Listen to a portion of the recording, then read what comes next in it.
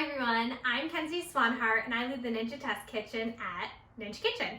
I am so excited to be here with you today to show you how to cook St. Louis ribs in the Ninja Foodi Pressure Cooker. Now this is a staple recipe. I love how the Foodi Pressure Cooker is able to transform your barbecue favorites in not hours, but under an hour. So what I'm gonna do today is actually start by just trimming my ribs. This is about a rack of ribs.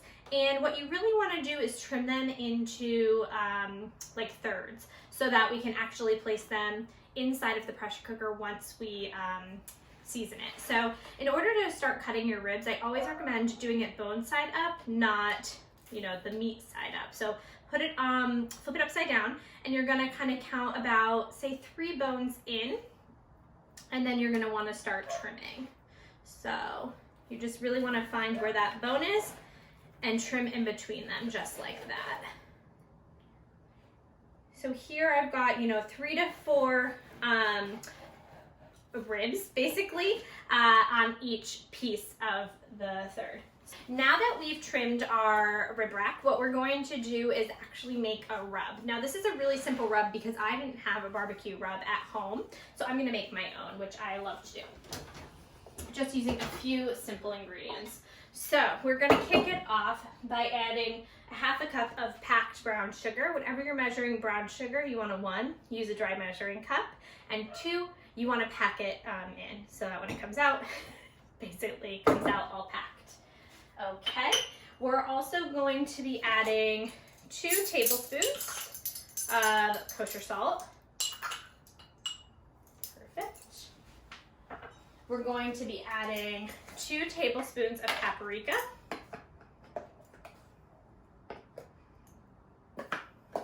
And then for just about every other spice, I'm gonna just do about a tablespoon except for the last one. So in addition to my paprika, I'm going to add my onion powder. Whenever I'm using onion powder or garlic powder in a rub or as a replacement for onion or garlic, I always use powder over salt. You really want to control the amount of salt you have in your recipes, and when you, as you taste it, and when you use garlic salt or onion salt, you're actually not controlling that amount of salt. You're just adding to it without tasting. So here's that was chili powder. Here is my garlic powder. I'm just gonna do it this way. There we go. And some ground black pepper. You can do freshly ground or you can do the pre-made here. There we go. And last but not least, we're gonna do some cayenne. Now, if you are not into spicy, I always recommend pulling back on the cayenne. We're gonna do a teaspoon in this recipe. But you're gonna wanna pull that back if you don't like spice. And break up that brown sugar and mix this together. Now there's a similar recipe to this in the instruction booklet that came with your Ninja Foodi, but this is like my twist on it, just using some homemade seasonings when you don't have a spice rub, a barbecue spice rub. It's super simple. It uses ingredients you already have. And what I love about this recipe is we're gonna do the rub first, and then we're going to follow the rub with some barbecue sauce second. Okay, so that's all ready to go. Now the last ingredient that you're gonna kick things off with is about a cup of beer. So I'm gonna remove my cooking crisp basket and add just about a cup of beer to the bottom of my cooking pot. So I'm gonna season on all sides. This can get a little messy, so be careful. But you really wanna pack it on there so that it gets on all sides. You can also just kind of dip it and rub it. You wanna get all sides of the rib rack, really because this is gonna add so much of that depth of flavor while you're pressure cooking. And I like for as much of it to stay on before we put the barbecue sauce. Okay, so as I add them, I'm going to just kind of angle them around the outside of my cooking crisp basket, and I'll show you what that looks like. So now I'm just gonna kind of angle them all inward.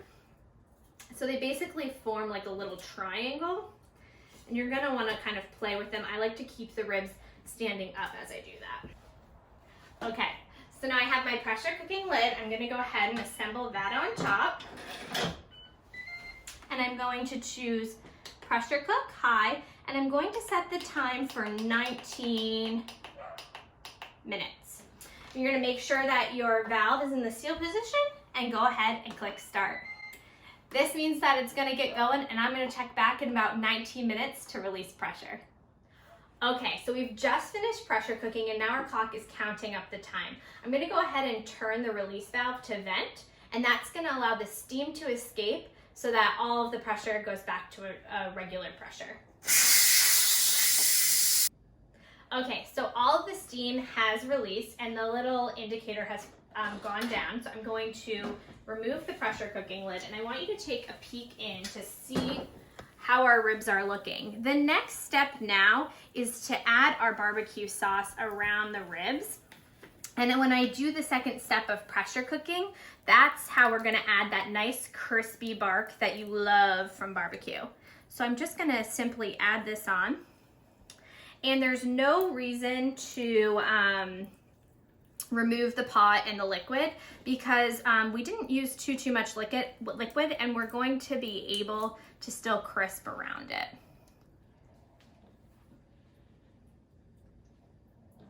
So now we've added our favorite barbecue sauce. We're gonna go ahead and close the lid. Now that that's nice and lathered, we're going to choose air crisp, 400 degrees, and we're gonna do that for about 15 minutes.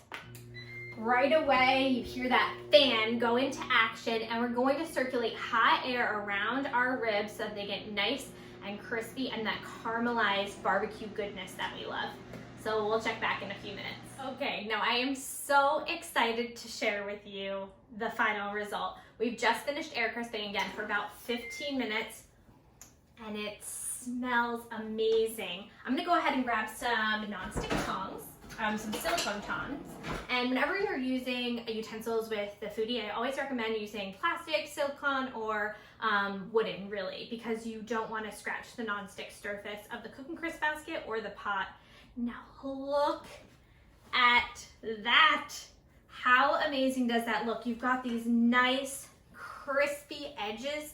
Look how beautiful that looks. I'm just gonna kind of stack them up over here. Oh my gosh, I wish you could smell how amazing my house smells right now, but just look at that amazing crisp and char. That's really what you love from barbecue, is that amazing like crispy bits on the end. There we go, look at that. It's so hot because it just came out, but I just can't wait to dive in. Wow, we get that nice smoky flavor from the barbecue sauce and the rub. The flavor is incredible. And what I love is this meat is so nice and tender, just pulls right apart. Delicious.